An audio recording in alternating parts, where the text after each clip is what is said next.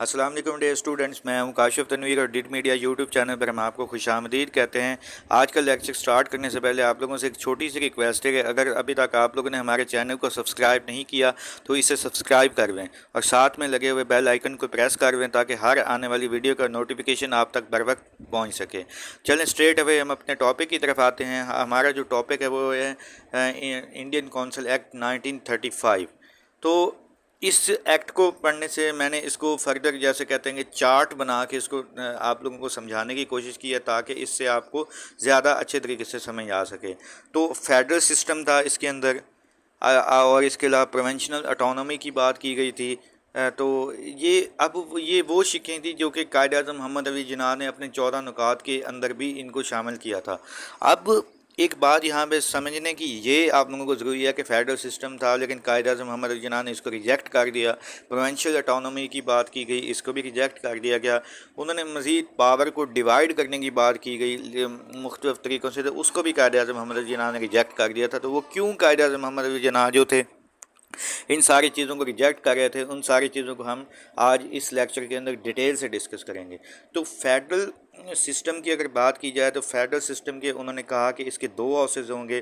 Council of state upper house होगा जिसको हम सेनेट का नाम भी दे सकते हैं। ऐसे सेंट्रल लेजिस्लेचर जो होगा वो लोअर हाउस होगा और जिसको नेशनल असेंबली का भी नाम दिया जा सकता है। तो जो है काउंसिल ऑफ स्टेट या अपर हाउस के अंदर वो उन्होंने कहा कि 156 इंडियंस होंगे और टोटल इसकी 260 सीट्स होंगी। और सेम एज़ लाइक जो है लोअर हाउस या सेंट्रल लेजिस्लेटिव असम्बली, उसके अंदर 375 टोटल मेंबर्स होंगे जिसके अंदर 250 इंडियंस होंगे। और ये बात भी यहाँ पे रखी गई कि 250 में से 130% जो होंगे वो होंगे जो होंगे मुसलमान होंगे, मुस्लिम्स होंगे।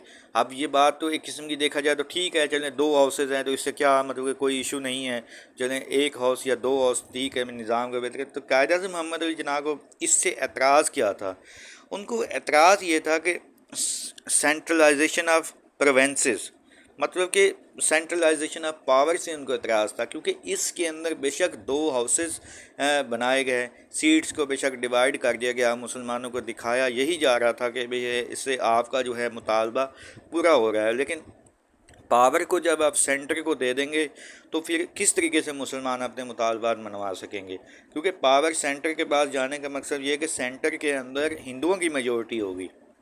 जब हिंदुओं की मेजॉरिटी होगी तो मुसलमानों की तो कोई डिमांड मानी ही नहीं जाएंगी। मुसलमान अगर कोई बिल भी पेश करें या कोई भी चीज़ मिसाल के तौर पर ले के आएँ तो कभी भी उनकी उस चीज़ को एक्सेप्ट ही नहीं किया जाएगा। इसी वजह से कायद आज़म Mohammad Ali Jinnah centralisation of power को मिसाल के तौर पर इस पॉइंट के ख़िलाफ़ थे। उन्होंने कहा कि जो आपने पावर है वो प्रोविंसेस को देनी चाहिए, सेंटर के पास इतनी ज़्यादा पावर नहीं होनी चाहिए। आगे है प्रोविंशियल ऑटोनॉमी की बात की गई इसके अंदर, ठीक है, कायद आज़म मोहम्मद अली जिन्ना ने भी अपने 14 नुकात के अंदर प्रोविंशियल ऑटोनॉमी की बात की थी। और इवन के इसके अंदर DRK सिस्टम जो एक मिसाल के तौर पर 1916 के लखनऊ पैक्ट के अंदर भी अपनाया गया था, उसको इसके अंदर अबालिश कर दिया गया था।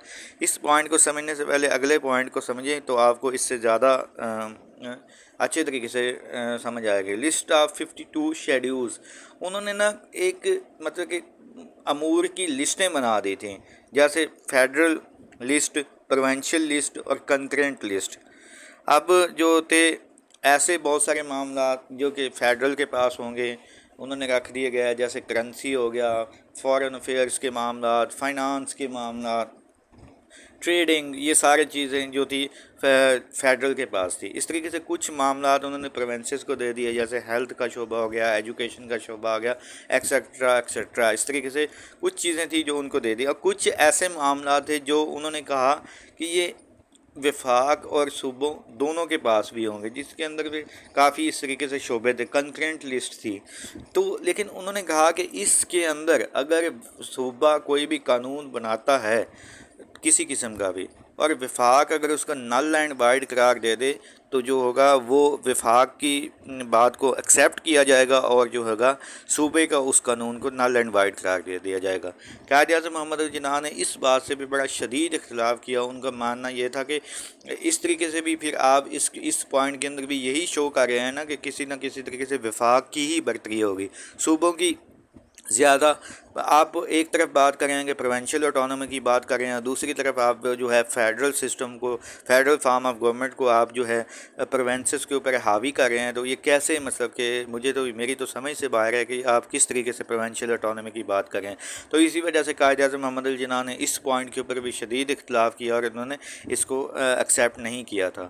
تو آج کا لیکچر ہم یہی پہ اینڈ کرتے ہیں۔ اگلے پارٹ کے اندر ہم دیکھیں گے کہ مزید گورنمنٹ آف انڈیا ایکٹ کے اندر کون کون سے چیزوں کو شامل کیا گیا تھا۔